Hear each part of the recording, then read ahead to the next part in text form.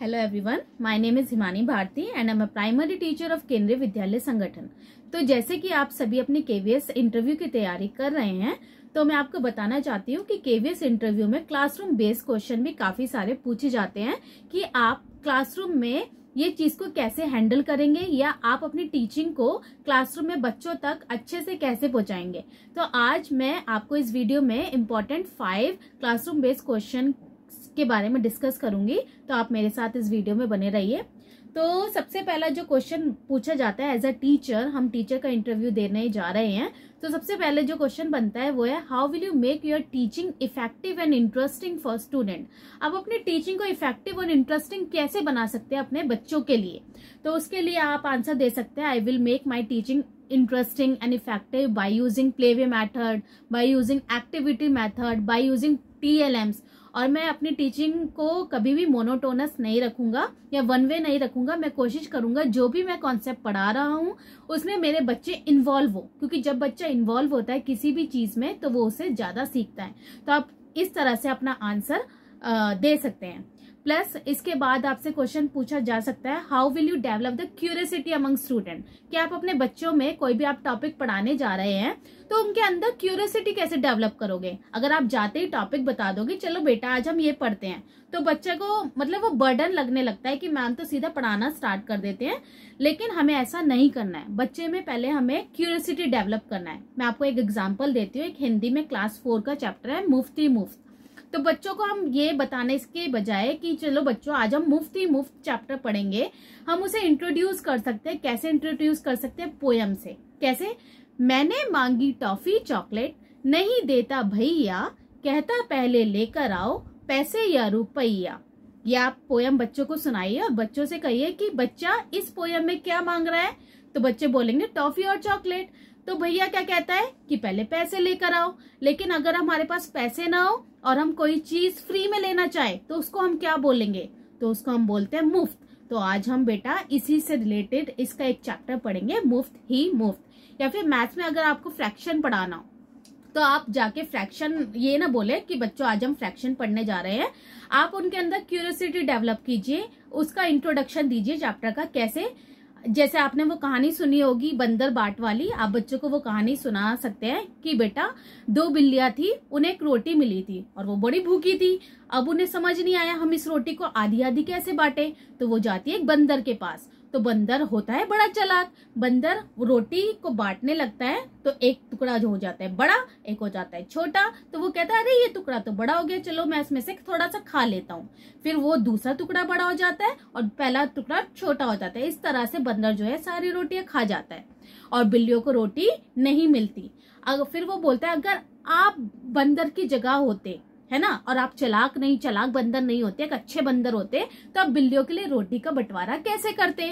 तो फिर बच्चों को आप पेपर दे सकते हैं, फोल्ड करके रोटी बनाकर एक राउंड बनाकर दे सकते हैं। बच्चे उसे आपको बांट कर दिखाएंगे। तो इससे हम बता देंगे कि बच्चे बताएंगे आधी बिल्ली को मिलेगा, आधी दूसरी बिल्ली को मिलेगा। तो हम उसको कॉन्सेप्ट को फिर इंट्रोड्यूस करेंगे, यस, कि जब ये बिल्ली को आधा मिलेगा तो इसको हम क्या बोलते हैं और इस कॉन्सेप्ट को हम क्या बोलते हैं। तो आज हम वही पढ़ने जा रहे हैं। इस तरह से आप अपना कॉन्सेप्ट जो है बच्चों में इंट्रोड्यूस कर सकते हैं, जिससे बच्चों का कॉन्सेप्ट को लेकर बहुत ज्यादा क्यूरियोसिटी डेवलप होती है। मैं अपना पर्सनल एक्सपीरियंस बताना चाहती हूँ। जब भी हम क्लास में स्टोरी या पोयम से अपना इंट्रोडक्शन देते हैं ना, तो बच्चे बहुत जल्दी मतलब उसे सीखने के लिए आतुर हो जाते हैं कि मुझे ये कॉन्सेप्ट सीखना है। ठीक है, तो इसके बाद थर्ड क्वेश्चन हमारा बन सकता है, how will you maintain the discipline in the classroom. कि आप अपने क्लासरूम में डिसिप्लिन को मेंटेन कैसे करोगे। जो प्राइमरी में थोड़ी प्रॉब्लम होती है डिसिप्लिन की, अपर प्राइमरी में भी होती है, तो आप वही बता सकते हैं। तो आप यही बता सकते हैं कि डिसिप्लिन को मेंटेन करने के लिए मैं क्लासरूम में थोड़े से पॉजिटिव रूल्स बना दूंगी। कैसे?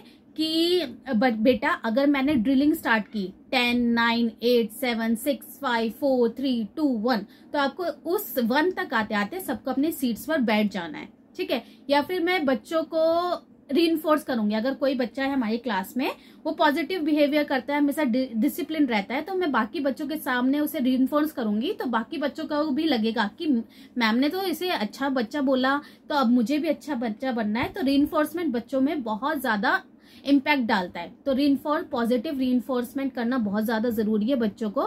प्लस क्लासरूम के पॉजिटिव रूल्स हम बना सकते हैं कि आपको पॉजिटिव क्लास में ऐसा बिहेवियर करना है, उसके रिगार्डिंग हम जो है रूल्स बना सकते हैं क्लास के। प्लस अगर कभी कभी सिचुएशन ऐसी हो जाती है कि बच्चे चुप ही नहीं होते हैं, मतलब इतना ज्यादा शोर मचाते हैं कि हमें समझना है, तो हम बच्चों को बोलते हैं स्टैचू, उन्हें लगेगा गेम है, लेकिन उस टाइम हमारी क्लास बिल्कुल शांत हो जाती है और एकदम डिसिप्लिन जो है मेंटेन हो जाता है। तो इस तरह से छोटे छोटे गेम्स आप सोच के जाए कि अगर डिसिप्लिन के बारे में आपके साथ क्वेश्चन पूछा जाए तो how will you maintain discipline in the classroom, तो उसके अकॉर्डिंग आप अपना आंसर को फ्रेम कर सकते हैं। फिर हमारा आता है how will you help the slow bloomers in classroom. हमारे क्लासरूम में हर एक बच्चा, सारे बच्चे बराबर नहीं होते, कुछ बच्चे पढ़ाई में होशियार होते हैं, कुछ थोड़े वीक होते हैं। तो वीक बच्चों को वीक ना बोलकर स्लो ब्लूमर्स वर्ड का यूज किया जाता है कि आप उन स्लो ब्लूमर्स बच्चों की हेल्प कैसे करेंगे। तो इंस्टीड ऑफ क्लास में हम चैप्टर पढ़ा रहे हैं और उन बच्चों को बेसिक ही नहीं आता तो उन्हें वो समझ ही नहीं आएगा। हमें उन बच्चों को बिल्कुल बेसिक से लेकर चलना है। उनको अगर फोनिक साउंड नहीं आता, फोनिक साउंड सिखाना है, अल्फाबेट नहीं आता, अल्फाबेट सिखाना है, और 2 वर्ड 3 वर्ड लेटर से लेकर हमें उन्हें धीरे धीरे धीरे धीरे लेकर अपनी क्लास में आगे बढ़ना है। आप ये बोल सकते हैं मैं उस बच्चों के लिए थोड़ा अलग से टाइम निकालूंगा या अपने फ्री पीरियड में उन बच्चों को अपने साथ ले जाकर उनका थोड़ा सा मोटिवेट करूंगा पढ़ने के लिए। प्लस उनके पेरेंट्स के साथ इन्वॉल्व होकर पेरेंट्स से कहूंगा आप घर पे बच्चे को ये सिखाइए। आप पेरेंट्स को एक लिस्ट बना के दे दीजिए कि बच्चे को इस एज में क्या क्या आना चाहिए, तो इस अकॉर्डिंग जो है बच्चे में थोड़ा इम्प्रूवमेंट आप देखने लग जाएंगे। प्लस इसके बाद हमारा क्वेश्चन बन सकता है how will you improve the reading habits among students, how will you develop the reading habit among students, कि आप बच्चों में रीडिंग हैबिट्स कैसे डेवलप करेंगे। तो ये प्रॉब्लम देखी जाती है, आजकल बच्चे रीडिंग करना ज्यादा पसंद नहीं करते हैं, थोड़ी उन्हें प्रॉब्लम रहती है। तो उसके लिए हमें बच्चे को बिल्कुल बेसिक से लेके चलना है। आप बता सकते हो मैं फोनिक साउंड सबसे पहले बच्चों को सिखाऊंगा कि जैसे कि हर एक चीज का साउंड होता है, ऐसे ही हमारे लेटर्स के भी कोई ना कोई साउंड होता है, और जब हम उन्हें साउंड का पता होगा तभी हम उन वर्ड्स को अच्छे से रीड कर सकते हैं।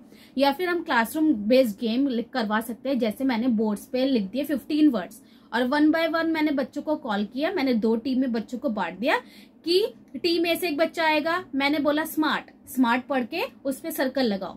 टीम बी से बच्चा आएगा, मैंने बोला फ्लावर, उस फ्लावर पढ़ के वो उसे सर्कल लगाएगा। तो बच्चा जो है खेल खेल में बहुत जल्दी सीखता है। तो इस तरह से हम जो है इन 5 क्लासरूम बेस के क्वेश्चन के आंसर दे सकते हैं। और मेरा यही सजेशन है आपका, क्लासरूम बेस्ड या सिचुएशन बेस्ड आपसे कोई भी क्वेश्चन पूछा जाए तो उसका आंसर पॉजिटिव आप दे, बच्चों को फोकस करके कि बच्चे के लिए हम क्या कर सकते हैं।